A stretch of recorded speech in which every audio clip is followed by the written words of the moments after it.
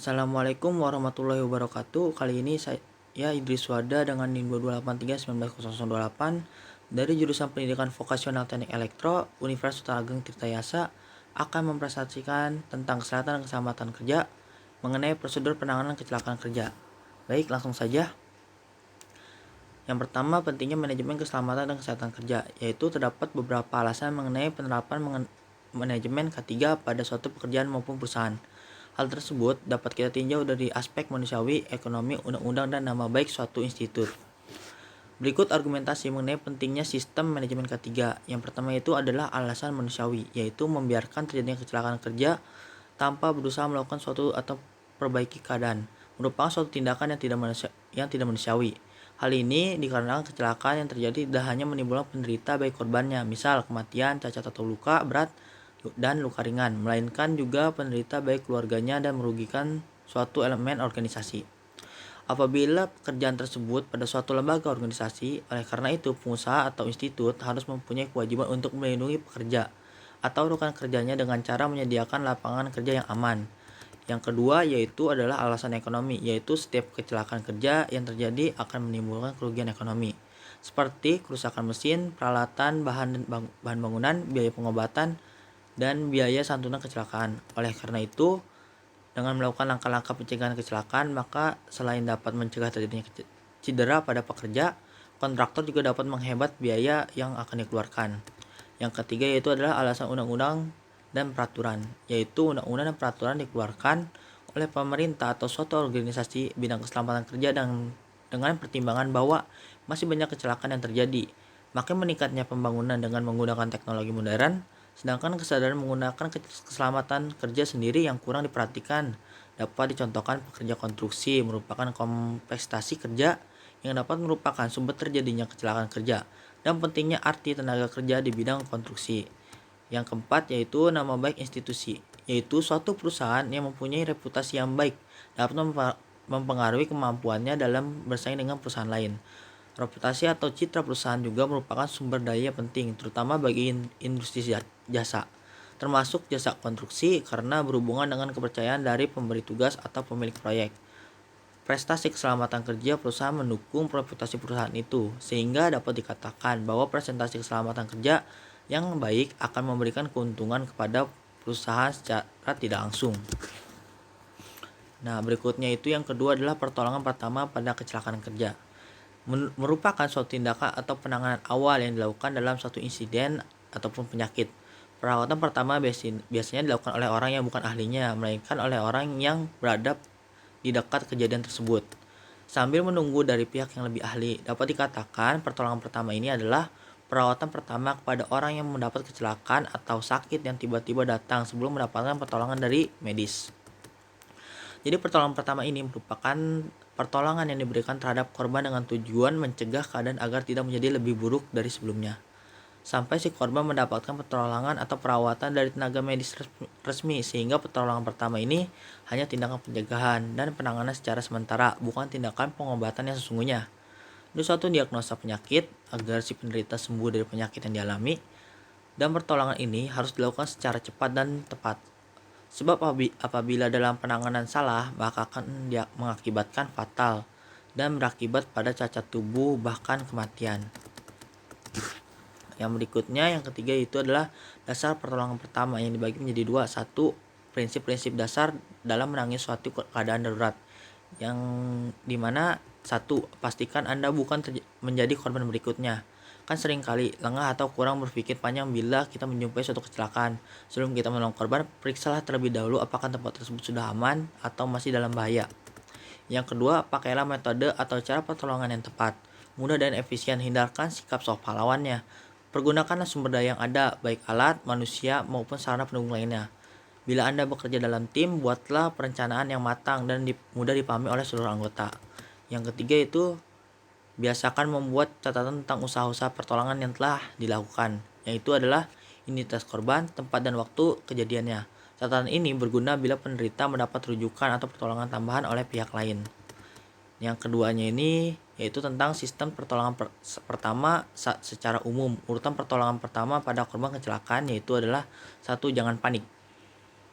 Berlakukanlah cekatan tetapi tetap tenang. Apabila kecelakaan bersifat massal, korban-korban yang mendapatkan luka ringan dapat dikerahkan untuk membantu pada pertolongan pertama. Diutamakan memberi kepada korban yang menderita luka yang paling parah, tapi masih mungkin untuk ditolong. Yang kedua, jauhkan atau hindarkan korban dari kecelakaan berikut. Pentingnya menjauhkan dari sumber kecelakaannya adalah untuk mencegah terjadinya kecelakaan ulang yang akan memberatkan kondisi korban. Keuntungan lainnya itu adalah pertolongan dapat memberikan pertolongan dengan tenang dan dapat lebih mengkonsentrasikan perhatiannya pada kondisi korban yang ditolongnya. Kerugiannya bila dia dilakukan secara tergesa-gesa dapat membahayakan atau memperparah kondisi korban. Yang ketiga yaitu perhatikan pernapasan dari denyut jantung korbannya. Bila pernapasan penderita berhenti, segera kerjakan pernapasan buatan. Bila terjadi pendarahan, maka pendarahan yang keluar pembuluh darah biasanya dapat mengakibatkan kematian dalam rentan waktu 3-5 menit. Dengan menggunakan sapu tangan atau kain yang bersih, tekan tempat pembuluh darahnya kuat-kuat. Kemudian ikatlah sapu tangan dari dasi, baju ikat, pinggang, atau apapun yang juga agar sapu tangan tersebut menekan luka-luka itu.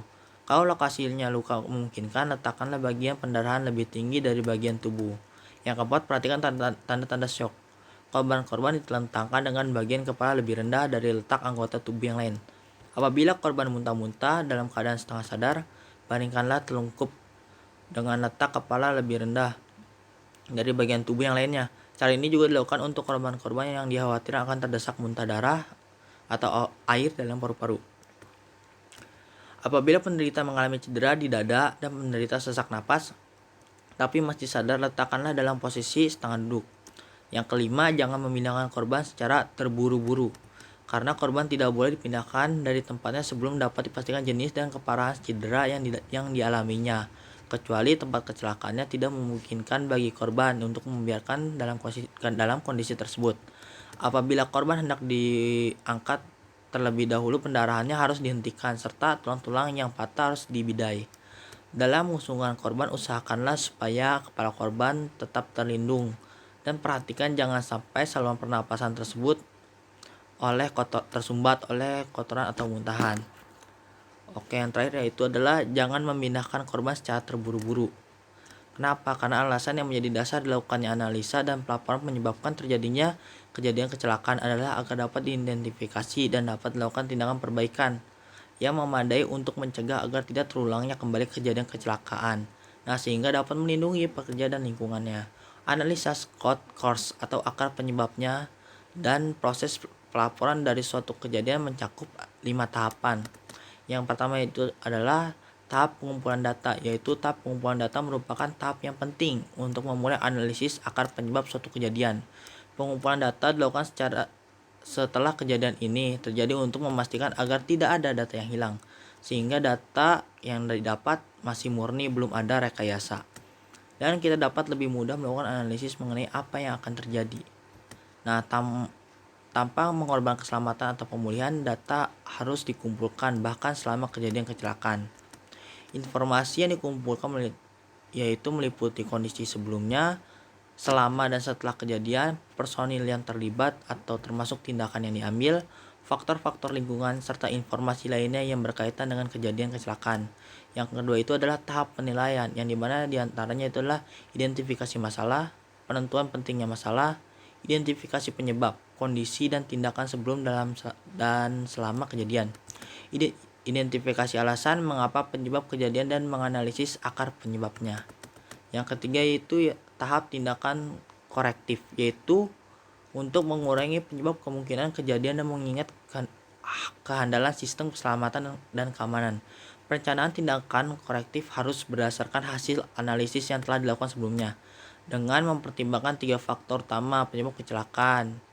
Nah, penyebab dasar kecelakaan dapat dikomplekskan menjadi 3 kelompok yang saling berhubungan, yaitu kebijakan dan keputusan manajemen, yaitu merupakan kebijakan dan keputusan manajemen, misalnya target produksi dan keselamatan, produksi kerja, pencatatan, penugasan tanggung jawab dan otoritas, kepercayaan, pemilihan karyawan, pelatihan, penempatan, pengawasan dan pengarahan, prosedur komunikasi, prosedur infeksi, peralatan supply, dan lain sebagainya. Yang kedua yaitu adalah faktor personal atau pekerja. Merupakan faktor personal atau pekerja, misalnya motivasi, keadaan fisik dan mental, waktu reaksi, kepedulian pribadi, serta kesadaran diri. Yang ketiga yaitu faktor lingkungan. Misalnya kondisi yang terdapat pada lingkungan sekitar kerja meliputi temperatur, tekanan, kelembaban, debu gas, uap, aliran udara, kebisingan, pencahayaan, kondisi gedung atau bangunannya, kondisi alami lingkungan, permukaan yang licin, hambatan, penopangan yang tidak baik, dan benda berbahaya lainnya. Yang keempat yaitu tahap menginformasikan. Hasil analisis penyebab kecelakaan harus dikomunikasikan dan diinformasikan kepada semua stakeholder. Penjelasan kepada pekerja yang berhubungan dengan proses terjadinya kecelakaan kerja dengan detail dilakukan melalui daily meeting, newsletter, papan informasi, dan lain sebagainya. Informasi yang disampaikan berarti penyebab dan proses terjadinya kecelakaan.